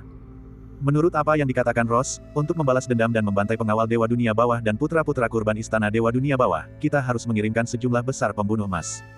Itu akan menjadi pertempuran antara sekelompok raja. Begitu dimulai, banyak sekali asasin perak dan perunggu dari Istana Surgawi akan terlibat. Itu bahkan bisa membahayakan fondasi Istana Surgawi. Jika keadaan semakin memburuk dan kita perlu bertindak, ini akan berkembang menjadi pertempuran antara para suci dari alam surgawi. Seluruh benua akan terjerumus ke dalam pertumpahan darah, dan semua orang akan berada dalam bahaya. Kami memiliki pemahaman diam-diam bahwa dalam hal-hal yang memengaruhi situasi secara keseluruhan, raja dan yang lebih tinggi kedudukannya tidak akan bertindak gegabah. Setelah Dewa Pembunuh burung Vermilion selesai berbicara, seorang Dewa Pembunuh laki-laki di sampingnya mengangguk. Benar sekali, dunia bawah memiliki aturannya sendiri. Terlebih lagi, Kaisar Dewa Dunia Bawah, Fu Wuji, telah berada di puncak kekuatannya selama bertahun-tahun. Bukan hanya Istana Dewa Dunia Bawah yang harus kita hadapi. Begitu pertempuran benar-benar mencapai puncaknya, kita juga harus menghadapi Istana Cermin Surgawi dan kekuatan lainnya.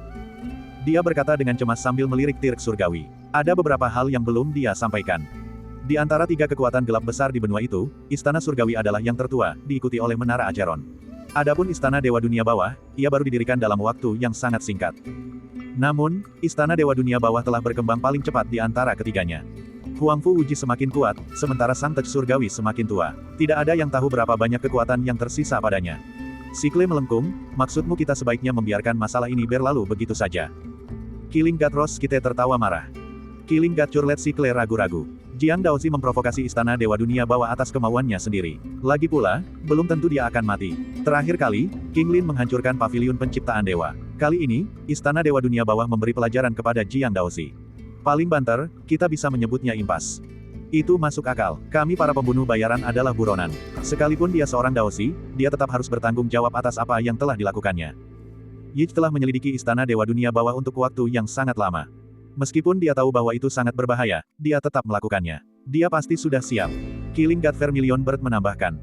Dewa pembunuh Rose Kite sangat marah. Dia ingin membantah kedua dewa pembunuh itu, tetapi dia tidak bisa menang dengan kata-kata. Dia hanya bisa menatap marah dewa pembunuh King Lin di sampingnya. Dia bahkan diam-diam menendangnya di bawah meja. King Lin, katakan sesuatu. Jangan bilang kau ingin menangani masalah ini dengan dingin seperti mereka. Setelah ditendang oleh Killing God Rose Kite, Killing God King Lin menunjukkan ekspresi tak berdaya. Ia merangkai kata-katanya dan berbicara. Curlet Sikle dan Vermilion bersama-sama benar. Situasi di benua ini sensitif dan rumit. Kita tidak bisa bertindak gegabah. Bahkan para pembunuh peringkat emas pun harus menahan diri. Mata Killing God Rose Kite membelalak. Kau pengkhianat. Jangan khawatir, biarkan saya selesai bicara. Dewa pembunuh King Lin buru-buru menyela perkataannya. Temperamen wanita ini terlalu meledak-ledak. Killing God Rose Kite langsung berhenti berbicara. Dia menyilangkan tangannya di depan dada, menunggu untuk melihat bagaimana King Lin akan menjelaskan dirinya. Namun, jika kita tidak mengambil sikap dalam masalah ini, semua kekuatan besar akan berpikir bahwa Daozi dari Istana Surgawi dapat ditindas. Itu tidak akan baik. Tatapannya menjadi tajam. Reputasi Istana Surgawi tidak boleh ternoda. Istana Dewa Dunia Bawah harus membayar harga atas perbuatan mereka. Kaisar Langit Tua, yang selama ini diam, akhirnya mengangkat kepalanya. King Lin, bagaimana menurutmu? Dewa pembunuh King Lin menjawab tanpa ragu-ragu. Ini tidak sulit, karena masalah ini tidak bisa meningkat ke tingkat pertempuran antar dewa, tidak pantas bagi para petarung tingkat abadi untuk bertarung. Biarkan para junior yang menangani masalah ini. Kemudian dia memberitahunya tentang permintaan Gu Chen untuk bertarung. Chen Gu itu lagi, dia ingin mencabuti cabang Kingsu dari Istana Dewa Dunia Bawah. Mampukah dia melakukannya? Killing God Rose Kite terkejut. Chen Gu ini pasti orang yang baru saja mengalahkan Cui Zeng. Kudengar kau sangat menghargainya, King Lin, kan? Killing God Curlet Sikle mau tak mau berpikir. Istana Dewa Dunia Bawah telah beroperasi di Kingsu sejak lama. Bahkan jika penjaga dunia bawah Jialan tidak ada di sini, jumlah prajurit dan jenderal dunia bawah di 11 cabang sangat besar. Itu bukan sesuatu yang bisa dia tangani. Killing God Vermilion Bird menggelengkan kepalanya. Belum pernah mencoba, bagaimana kamu tahu dia tidak bisa? Dewa pembunuh King Lin tersenyum tipis dan menatap Kaisar Langit Tua itu. Yang mulia, tidak ada gunanya kita berspekulasi di sini. Mengapa kita tidak bertanya langsung kepada Chen Gu? Bab 238. Baiklah. Sang Tirk Surgawi yang tua mengangguk sambil berpikir. Dengan lambaian tangannya, Heavenly Net memicu tren umum dan menjalin hubungan dengan pusat intelijen cabang Kingsu. Kelima orang itu duduk mengelilingi meja, dan pada saat itu, di atas meja, bayangan dari ranting itu terpantul di mata mereka. Cicit-cicit. Hal pertama yang terlihat adalah seekor monyet putih, yang membuat serangkaian ekspresi wajah ke arah kehampaan, membuat semua orang memasang ekspresi aneh. Chen Gu, di mana kau? Dewa pembunuh kilin hijau dengan cepat terbatuk 2 kali. Aku di sini. Dalam gambar tersebut, Gu Chen meraih ekor kera putih yang sedang bermain-main dan berjalan maju. Salam, Celestial Tirk dan para senior. Gu Chen melirik sosok-sosok yang muncul di kehampaan dan berkata dengan nada yang tidak menjilat maupun angkuh. Dia pernah melihat dewa pembunuh mawar sebelumnya, dan 2 lainnya juga seharusnya bergelar dewa pembunuh. 4 dewa pembunuh dan Tirk Surgawi, Istana Surgawi benar-benar sangat mementingkan masalah ini. Singkirkan formalitas-formalitasnya. Pak Tua, kudengar kau bersedia menerima perintah untuk memusnahkan semua cabang Istana Dewa Dunia Bawah di Kingsu. Sang Tej Surgawi yang tua itu langsung ke intinya, nadanya cukup ramah. Ya, junior ini bersedia melewati api dan air demi Istana Surgawi, tanpa ragu-ragu. Gu Chen berkata dengan serius. Jika kukatakan padamu bahwa Istana Surgawi tidak akan mengirim pembunuh bayaran emas untuk membantumu, apakah kau masih akan bersikeras melakukannya? Tirk Surgawi yang tua itu tersenyum. Gu Chen ragu-ragu. Bolehkah saya bertanya, jika Raja Surgawi tidak menggunakan pembunuh bayaran emas, berapa banyak orang yang dapat diberikan pengadilan Surgawi kepada saya? Waktu terbatas, dan tidak akan banyak orang yang bisa dikirim kepada Anda. Bagaimana kalau begini, ada berapa banyak pembunuh bayaran di cabang Kingsumu? Kau bisa merekrut mereka semua. Sang Tej Surgawi tua berkata. Kata-katanya tampak lugas, tetapi dewa pembunuh mengerutkan kening. Jika para pembunuh bayaran emas tidak dihitung, berapa banyak orang yang paling banyak dimiliki cabang Kingsu? Seseorang pasti tahu bahwa mereka harus berurusan dengan total 11 cabang Istana Dewa Dunia Bawah. Jumlah orang sebanyak itu mungkin tidak cukup, bukan? Gu Chen teringat bahwa jumlah pembunuh bayaran di cabang itu tidak banyak, paling banyak 500 orang. Kekuatan ini cukup untuk menghancurkan satu cabang, tetapi untuk bergerak cepat dan menghancurkan 12 cabang sekaligus, mungkin sama sulitnya dengan naik ke surga. Apakah ini sulit? Kaisar Langit Tua itu tersenyum. Jika kau tidak berpikir itu mungkin, kita bisa menghentikan masalah ini. Gu Chen menggertakkan giginya. Cukup, junior ini bersedia menerima misi ini. Konyol. Ini terlalu gegabah. Dewa pembunuh burung merah dan dewa pembunuh sabit keriting berbicara. Dia hanya anak nakal. Memimpin kelompok kecil seperti itu, dia ingin menghancurkan seluruh aula istana Dewa Nether. Aku khawatir dia tidak hanya akan gagal, tetapi juga akan menyebabkan rakyat kita mati sia-sia. Killing God Curlet Sikle menanyainya secara langsung. Chen Gu, kan, aku tahu kau sangat ingin memberikan kontribusi, tapi aku khawatir kau telah meremehkan kekuatan berbagai aula istana Dewa Nether. Sebaiknya kau pertimbangkan kembali. Dewa pembunuh burung merah juga berkata dengan bijaksana. Huff, apa maksud kalian berdua dengan ini? Sebelumnya, Anda bersikeras membicarakan gambaran besar dengan saya. Sekarang Anda meminta seorang junior untuk mengambil langkah, seharusnya itu tidak memengaruhinya, kan?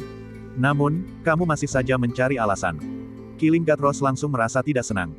Bukannya kami berdua tidak mau, tetapi jika kami membiarkan dia bertindak, jika dia gagal, bukan hanya kami tidak akan mampu memulihkan reputasi pengadilan surgawi kami, tetapi malah akan memperburuk keadaan.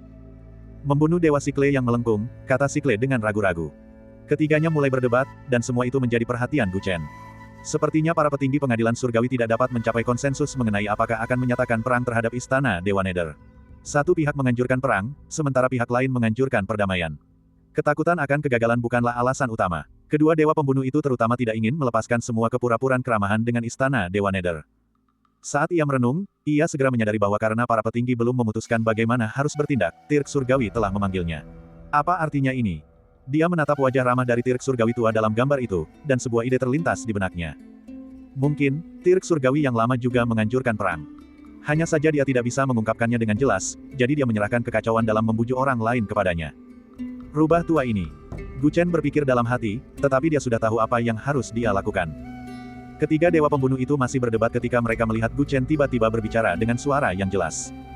Aku bersedia menandatangani sumpah militer untuk menjamin bahwa aku tidak akan gagal, dan aku akan menaklukkan ke-11 aula istana Dewa Nether, tanpa melewatkan satu pun. Jika misi ini gagal, aku bersedia menerima hukuman apapun dari istana surgawi. Begitu dia mengatakan ini, para dewa pembunuh pun terdiam. Konyol, kau baru berada di tahap tengah nirvana, dan ada banyak jenderal dunia bawah di 11 aula itu yang kultivasinya tidak lebih lemah darimu. Berani-beraninya kau membual seperti ini. Killing God Curlet Sikle mencaci maki. Jika junior ini gagal dalam misi, aku akan menyuruh seseorang membawakan kepalaku untuk kau temui, demi Tuhan yang membunuh. Tatapan Gu Chen tak bergeming, dan nadanya tegas dan penuh tekad. Jika misi ini gagal, tidak ada yang tahu berapa banyak pembunuh bayaran yang akan mengikutimu dan kehilangan nyawa mereka. Kau rela mati 10.000 kali, jadi kau tidak berhak membuat janji ini. Killing God Vermilion Bird berlanjut. Bagaimana jika saya menjaminnya? Dewa pembunuh King Lin tiba-tiba berdiri, matanya setajam mata elang. Chen Gu, aku akan menjamin sumpah militer ini. Jika dia gagal dalam misi ini, aku akan menanggung semua konsekuensinya. King Lin, kamu. Killing God Vermilion Bird dan Killing God Curlet Sikle terdiam sesaat, tidak mampu memikirkan alasan apapun. Baiklah, sepertinya debat telah mencapai kesimpulan. Sang Tej Surgawi yang tua itu berbicara pada waktu yang tepat, sambil tersenyum tipis. Masalah ini akan sepenuhnya diserahkan kepada kuasa Daozi Chen Gu untuk ditangani. Killing God Vermilion Bird dan Killing God Curlet Sikle masih ingin berdebat, tetapi mengingat peluang pihak lain untuk menang sangat kecil, mereka tidak mengatakan apapun lagi. Lagi pula, dengan kemampuan Chen Gu seperti itu, dia tidak akan mampu menimbulkan masalah besar. Dipahami. Setelah menerima janji dari Celestial Tirk, Gu Chen menghela napas lega. Masalah ini telah mencapai kesimpulan, jaringan surgawi telah diputus, dan para dewa pembunuh di istana surgawi juga meninggalkan kediaman Tej Surgawi yang lama. Hanya dewa pembunuh King Lin yang tetap tinggal. Apakah ada hal lain? Sang Tej Surgawi tua memandang King Lin sambil tersenyum. Yang mulia, saya rasa saya mengerti maksud yang mulia ketika mengatakan bahwa Chen Gu adalah ikan lele. Dewa pembunuh King Lin berkata. Oh, mari kita dengar. Sang Tej Surgawi tua mengelus janggutnya. Curlet Sikle bersifat konservatif, Vermilion Bird bersifat baik hati, mereka selalu berusaha menjaga perdamaian antara ketiga kekuatan tersebut. Mereka seperti ikan kecil yang sudah terlalu lama nyaman di dalam air, mereka hanya ingin situasi tetap tidak berubah, tetapi mereka tidak tahu bahwa dengan ambisi Huang Fu Wuji itu, hal ini mustahil. Tatapan mata King Lin tegas. Sepertinya kau juga telah melihatnya. Ekspresi Tirk Surgawi tua itu menjadi serius. Aku khawatir tidak akan lama lagi ambisi Huang Fu Wuji akan terungkap kepada dunia. Saat ini, istana surgawi kita tidak bisa mundur. Chen Gu, ikan lele ini, mungkin mampu mengaktifkan air yang stagnan di istana surgawi yang telah nyaman selama bertahun-tahun. King Lin berkata sambil mendesah. Ia sungguh mengagumi Sang Tej Surgawi yang tua itu. Mungkin ketika Sang Tej Surgawi mengirim Chen Gu ke Akademi Bela Diri Sejati, ia sudah memperkirakan situasi saat ini. Tapi yang mulia, apakah Chen Gu itu benar-benar bisa melakukannya? Anda tampaknya sangat menghargainya, apakah ada alasan khusus? Dia berkata dengan ragu-ragu. Bukankah kamu juga percaya padanya, sehingga kamu menjaminnya? Sang Tej Surgawi tertawa dan berkata dengan penuh makna. Tidak perlu bertanya lebih banyak, air pasang sudah naik, mari kita tunggu dan lihat seberapa besar gelombang yang bisa ditimbulkan ikan lele ini. Bab 239. Di cabang Kingsu, begitu Gu Chen menyelesaikan percakapannya dengan Celestial Tirk, dia langsung pergi ke lantai atas gedung Falling Jade. Pucat. Dia membunyikan lonceng besar di lantai atas. Suara lonceng yang jernih menyebar ke seluruh alam mistik. Untuk sesaat, semua pembunuh dari pengadilan surgawi di cabang itu menghentikan apa yang sedang mereka lakukan dan tampak serius. Lonceng kematian telah berbunyi, pengadilan surgawi telah berangkat. Seorang pembunuh peringkat perak bergumam. Dia mendobrak pintu ruang kultivasi dan segera bergegas ke alun-alun. Sesuatu yang besar akan segera terjadi. Kita akan membicarakannya nanti. Mari kita berkumpul dulu. Para pembunuh bayaran yang berbisnis di pasar kebajikan dan kebaikan menghentikan aktivitas mereka dan keluar berkelompok berdua atau bertiga. Tidak lama kemudian, hampir 500 pembunuh dari Istana Surgawi telah berkumpul di alun-alun yang dilapisi marmer putih. Pada saat itu, sesosok figur yang mengenakan topeng ungu dan jubah putih turun dari langit. Salam, Kuaso Taois. Melihat itu, para pembunuh bayaran terkejut dan memberi hormat. Lonceng kematian telah berbunyi, pengadilan surgawi telah berangkat, dan pemimpinnya adalah seorang Kuaso Taois. Yang manakah dari kelompok Kuaso Taois ini? Apakah kamu tahu? Ada seekor monyet putih berdiri di pundaknya. Kurasa tidak ada seorang Kuaso Taois yang berpenampilan seperti itu. Kerumunan berbisik-bisik, karena Gu Chen mengenakan topeng dan dia adalah seorang Kuaso Taois yang baru saja naik pangkat, banyak orang tidak mengenalinya. Kesunyian, ini Chen Gu, Chen yang semi-Taois. Hari ini, dia akan memimpin kita untuk memusnahkan semua cabang istana Dewa Dunia Bawah di Kingsu. Seorang pembunuh peringkat perak di samping Gu Chen menegur. Para pembunuh lainnya pun terdiam. Memusnahkan cabang-cabang istana Dewa Dunia Bawah. Banyak orang terkejut. Tak heran jika lonceng kematian telah berbunyi. Ini memang peristiwa besar. Setelah bertahun-tahun lamanya, apakah istana surgawi akhirnya akan berperang dengan istana Dewa Dunia Bawah? Tunggu, apa aku salah dengar? Mereka ingin memusnahkan semua cabang istana Dewa Dunia Bawah di Kingsu. Kerumunan itu dipenuhi dengan kegembiraan. Sebagian gembira, sebagian lagi gelisah. Kesunyian. Saat itu, Gu Chen berkata dengan tenang. Suaranya tidak keras, tetapi ketika orang banyak mendengarnya, mereka langsung terdiam.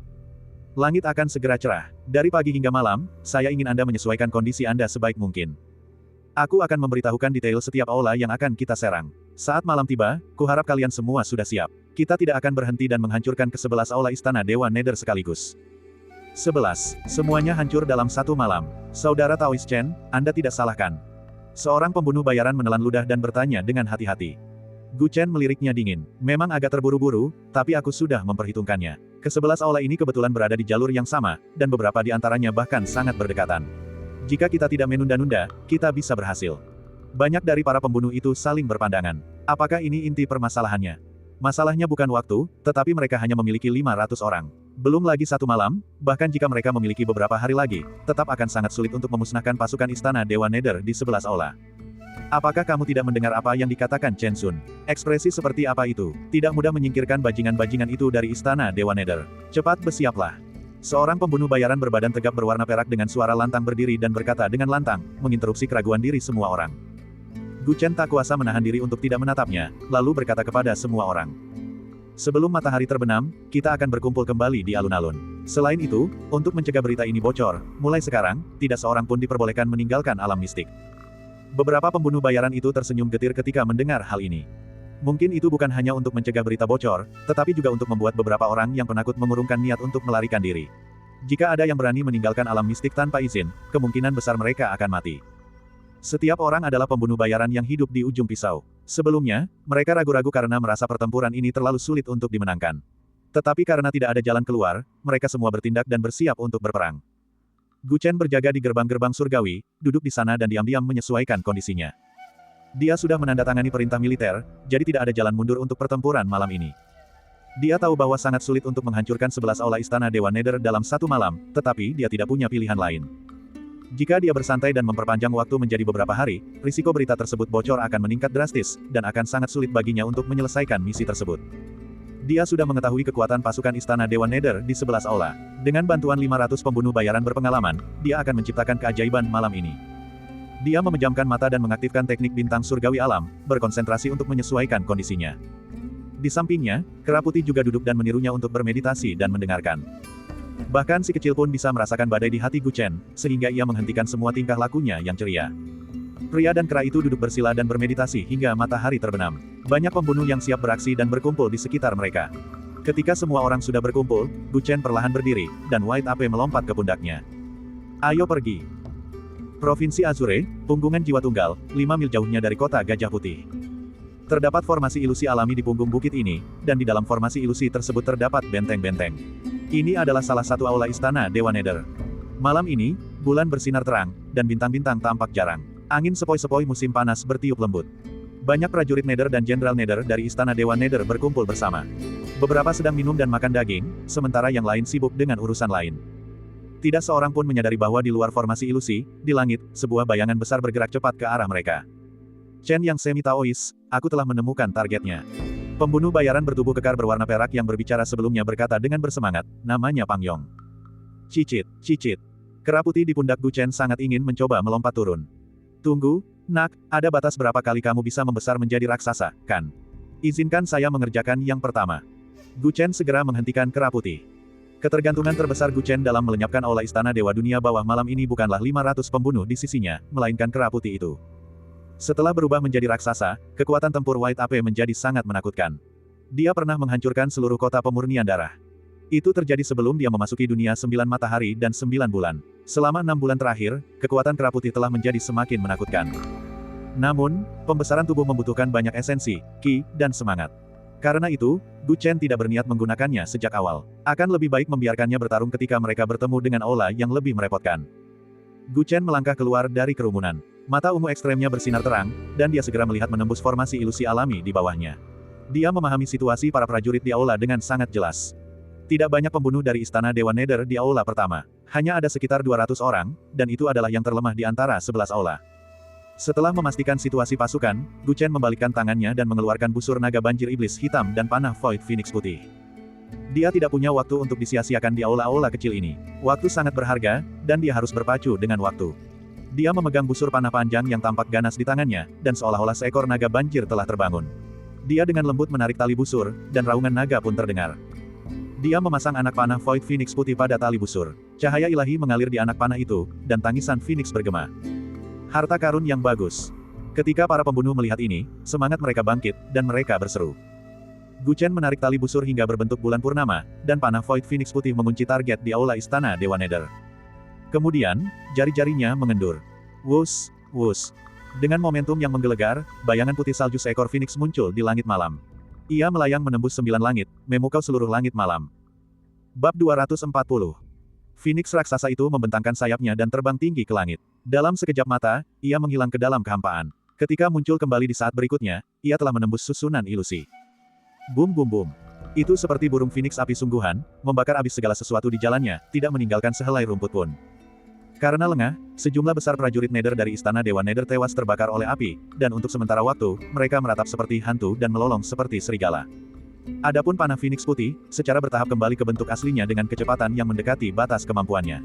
Panah itu menabrak punggung gunung. Gemuruh. Anak panah ini menyebabkan seluruh pegunungan runtuh. Batu-batu berhamburan kemana-mana, bumi bergetar, dan gunung-gunung bergoyang. Seolah-olah akhir dunia telah tiba di aula itu. Lebih dari 200 pembunuh bayaran, sebagian marah, sebagian ketakutan, dan semuanya berada dalam kekacauan. Membunuh. Pada saat itu, kata-kata Gu Chen bagaikan guntur di musim semi. Membunuh. Respons yang diterima adalah 500 pembunuh dari Istana Surgawi. Aura pembunuh mereka melambung ke langit saat mereka turun di pintu masuk aula. Mereka dengan cepat melakukan pembantaian yang tidak manusiawi. Gu Chen tidak menyerang lagi. Panah penembus Void Phoenix putih berkelebat beberapa kali di udara lalu kembali ke tangannya. Dia berdiri dengan tangan terlipat di belakang punggung, memperkirakan waktu. Di mata para pembunuh Istana Dewa Nether yang sedang dibantai di bawah, dia seperti Raja Iblis dari surga ke-9. Setelah beberapa saat, suara-suara di gunung yang hancur itu berangsur-angsur melemah, dan lebih dari 200 mayat pembunuh dari Istana Dewa Nether tergeletak di tanah. Di sisi lain, kekuatan tempur Istana Surgawi hampir nol. Berikutnya, Gu Chen berkata dengan dingin, 500 pembunuh bayaran itu telah membunuh begitu banyak orang hingga mereka melayang ke langit dan dengan gembira mengikuti kuasa Daozi dari belakang. Konon benteng ini tak terkalahkan, dan sekelilingnya dipenuhi formasi pertahanan yang rapat. Selama para pembunuh dari Istana Dewa Nether bersembunyi di dalamnya, mereka bisa bertahan selama sehari semalam. Ketika mereka mendekati aula kedua, seorang pembunuh perak mengingatkan mereka dengan cemas. Belum lagi 11 aula yang ada, aula kedua ini saja sudah merupakan bagian yang sangat sulit untuk diurus. Kera putih. Gu Chen tidak menjawab. Sebaliknya, dia berseru santai sambil terbang di atas aula. Kera putih itu melompat keluar, dan di bawah pengawasan ketat kerumunan orang, ia berubah menjadi kera raksasa setinggi 600 kaki, dan meraung ke langit. Ledakan. Kedua kakinya mendarat dengan keras di tanah, dan sesaat kemudian, angin kencang bertiup hingga puluhan mil jauhnya, dan semua tanaman serta pohon patah. Bang, bang, bang, bang. Ia melangkah menuju pintu masuk Istana Dewa Kegelapan, setiap langkahnya menyebabkan gempa bumi yang mengerikan. Ia meraung, dan kedua lengannya yang besar menghantam dengan santai. Formasi pertahanan hancur satu demi satu, seolah-olah terbuat dari kertas.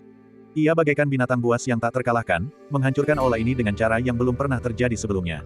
Benteng yang konon tak terkalahkan itu menjadi bahan olok-olok di hadapannya. Dengan makhluk roh ini, kita tak terkalahkan. Banyak pembunuh dari Istana Surgawi tersentak ketika melihat pemandangan ini. Kemudian, kilatan fanatik muncul di mata mereka. Untuk pertama kalinya malam ini, mereka merasa bahwa tujuan Gu Chen bisa tercapai. Membunuh. Mengenakan biaya. Semangat semua orang meningkat saat mereka mengikuti jejak Kera Putih dan bergegas masuk ke aula. Itu adalah pembantaian berdarah lainnya. Ketika musuh-musuh melihat kera iblis setinggi 6.000 kaki, mereka ketakutan setengah mati dan melarikan diri ke segala arah. Namun, para pembunuh dari Istana Surgawi berubah menjadi jaring yang tak bisa dihindari, membunuh dimanapun mereka pergi, tidak membiarkan satu pun dari mereka lolos. Darah dan api berkobar di malam yang gelap. Aula ini dengan cepat hancur, tetapi Gu Chen tetap tidak menyerang. Ada 1.000 orang di aula ini, 2 kali lipat jumlah kita.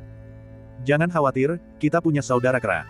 Ketika mereka sampai di aula ketiga, para pembunuh dari Istana Surgawi tidak gentar menghadapi jumlah musuh yang besar. Kali ini, Kera Putih tidak akan menyerang. Gu Chen berkata dingin, kemampuan Kera Putih untuk membesar memiliki batas. Hanya dengan mengatur waktu istirahat yang wajar dia bisa bertahan lebih lama malam ini. Kalau begitu, saya khawatir kita harus menghabiskan banyak waktu di sini.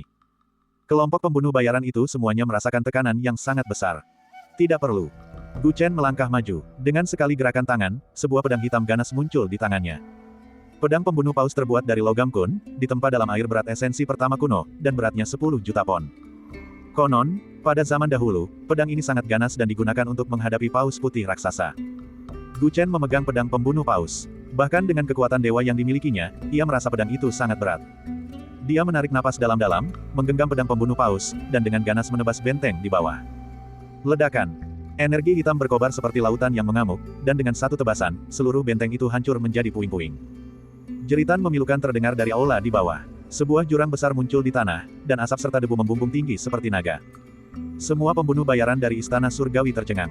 Ketika mereka melihat Gu Chen lagi, mata mereka dipenuhi kekaguman.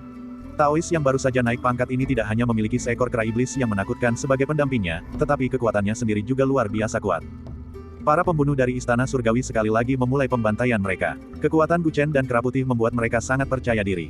Intuisi mereka mengatakan bahwa pertempuran malam ini akan menjadi sebuah pencapaian yang bisa mereka banggakan seumur hidup. Setelah itu, Gu Chen dan White Ape bergiliran bertempur di medan perang. Para pembunuh dari Istana Surgawi bagaikan badai, menyapu Istana Dewa Nether seperti pisau panas menembus mentega. Mereka berpacu melawan waktu, jubah putih mereka berubah menjadi jubah merah darah. Mereka seperti utusan yang dikirim dari neraka, memanen nyawa para pembunuh dari Istana Dewa Nether satu persatu. Hanya tersisa 4 jam hingga fajar, dan mereka secara ajaib telah menghancurkan 8 aula Istana Dewa Nether di Kingsu. Tak seorang pun selamat. Namun, setelah serangkaian pertempuran intensitas tinggi, banyak pembunuh dari Istana Surgawi kelelahan.